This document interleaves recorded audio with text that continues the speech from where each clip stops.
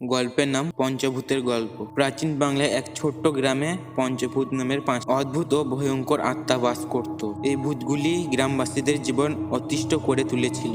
তাদের মধ্যে ছিল পানিভূত, বাতাসভূত, আগুনভূত, মাটিভূত এবং ছায়াভূত। প্রতিটির ভূতের ছিল আলাদা শক্তি, যা গ্রামবাসীদের জন্য বিপদ ও অশান্তির কারণ হয়ে দাঁড়িয়েছিল। গ্রামটি ছিল এক সমভূমি, যেখানে চারপাশে নদী, পুকুর, বনের মায়া ছিল। এক রাতে গ্রামে অদ্ভুত কিছু ঘটনা ঘটে। প্রথমে গ্রামবাসীরা লক্ষ্য করে রাতের অন্ধকারে পুকুরের পানি থেকে এক অদ্ভুত হাত বেরিয়ে আসে, যা মানুষের পা ধরে তাদের পানিতে টেনে নিয়ে যায়। যাকে একবার পানিতে টেনে নেওয়া হতো, সে আর ফিরে আসতো না। এই ভয়াবহ ঘটনাটি ছিল পানিভূতের কারণে। এভাবে প্রায় দিন গ্রামের আকাশে এক অদ্ভুত ঝড় বাতাস বইতো। বাতাসের মধ্যে কোনো স্বতন্ত্রী শক্তি ছিল বলে মনে হতো, কারণ হঠাৎ করেই তা বাড়ির ছাদ উড়িয়ে নিয়ে যেত। গ্রামে পুরনো মানুষেরা জানতো এটা ছিল বাতাস ভূতের কাজ। একদিন রাতে গ্রামে একটি ভয়ঙ্কর অগ্নিকাণ্ড ঘটে।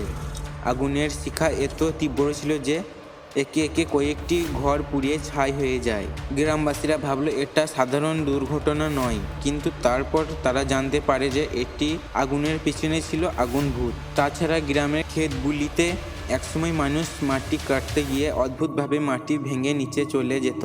কোথাও কোথাও মাটি গিলে ফেলতো। মানুষকে গ্রামে এক বৃদ্ধ জানালো এটি মাটি ভূতের কাজ। যে মানুষের পায়ের নিচে মাটি ফেলতো তাদের অঙ্গহানি করত। সর্বশেষে গ্রামবাসীরা রাস্তায় এক অদ্ভুত ছায়া দেখা যেতে লাগলো। এটি ছিল ছায়াভূত, যা মানুষের পেছনে পেছনে ঘুরতো, তাদের ভয় দেখাতো। ছায়াভূত কখনো দেখা দিত না, কিন্তু তার উপস্থিতি প্রতিটা মানুষই মনে ও ভয় সৃষ্টি করত। গ্রামের অবস্থা দেখে এক সাহসী যুবক রঞ্জন এগিয়ে এসে রঞ্জন একদমই প্রয়োজন নয়, তাকে বিশেষ জ্ঞান অর্জন করতে হবে।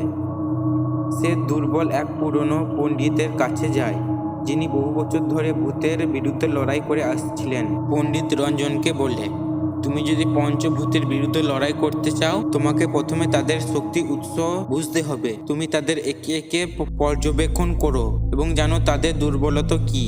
শুধু সাহসী হলেই হবে না, সঠিক জ্ঞান অর্জন করতে হবে। রঞ্জন পণ্ডিতের কথা বিশ্বাস করে ভোরবেলায় পঞ্চভূতকে পরাজিত করার জন্য প্রস্তুতি শুরু করে। প্রথম সে পানিভূতকে মোকাবিলা করে। রঞ্জন জানতো পানিভূত শুধু তখনই শক্তিশালী হয়ে ওঠে যখন সে গ্রামবাসীদের ভয় দেখায়। সে এক রাতে পুকুরের তীরে গিয়ে একটি শক্তিশালী তাবিজ স্থাপন করে, যা পানিভূতকে নিষ্ক্রিয় করে দেয়। এরপর গ্রামবাসীদের আর কোনো ক্ষতি হয়নি। তারপর রঞ্জন বাতাস ভূতকে পরাজিত করে বাতাসের শক্তিকে শান্ত করার জন্য একটি বিশেষ মন্ত্র পাঠ করে। সে জানতো বাতাস ভূত শুধু তখনই ক্ষতিকর হয় যখন সে মানুষের মনের মধ্যে ভয় সৃষ্টি করে। রঞ্জন তার সাহসিকতা দিয়ে বাতাসের মধ্যে শান্তি এনে দেয়। এরপর রঞ্জন আগুন ভূতের বিরুদ্ধে যুদ্ধ শুরু করে। আগুন ভূত শুধু তখনই আগুন সৃষ্টি করতে পারত যখন তার প্রতি ভয় দেখানোর মতো। রঞ্জন আগুনের সামনে দাঁড়িয়ে একটি বিশেষ মন্ত্র উচ্চারণ করে এবং আগুন ভূতকে একেবারে নিস্তব্ধ করে দেয়। মাটিভূতের বিরুদ্ধে রঞ্জন একান্ত মনোযোগ দিয়ে কাজ করে। সে মাটির ভিতরে ঢুকে মাটির ভূতকে খুঁজে বের করে। মাটির ভূত খুব সহজে পরাজিত হয়ে যায়, কারণ রঞ্জন জানতো কেবল তখনই শক্তিশালী হয় যখন কেউ তার প্রতি ভয় দেখায়। সর্বশেষ রঞ্জন ছায়াভূতকে পরাজিত করে একটি বিশেষ আধ্যাত্মিক শক্তি ব্যবহার করে সে নিজেকে এমনভাবে মনোপলিত করে যে ছায়াভূত আর কোনোভাবে তার পাশে এসে দাঁড়াতে পারেনি। অবশেষে পঞ্চভূত পরাজিত হয়ে গ্রাম থেকে চলে যায়। গ্রামবাসীরা মুক্তি পায় আর রঞ্জন সবার কাছে এক হিরো হয়ে ওঠে। সে তাদের জানিয়ে দেয় এটা শুধু সাহসী নয়, সঠিক জ্ঞান এবং আত্মবিশ্বাস ও ভূমিকা রাখে। এভাবে পঞ্চভূত আর কখনো গ্রামে ফিরে আসেনি। গ্রামবাসীরা শান্তিতে জীবন কাটাতে থাকে এবং রঞ্জন তার সাহসিকতার জন্য চিরকাল সম্মানীয় হয়ে থাকে।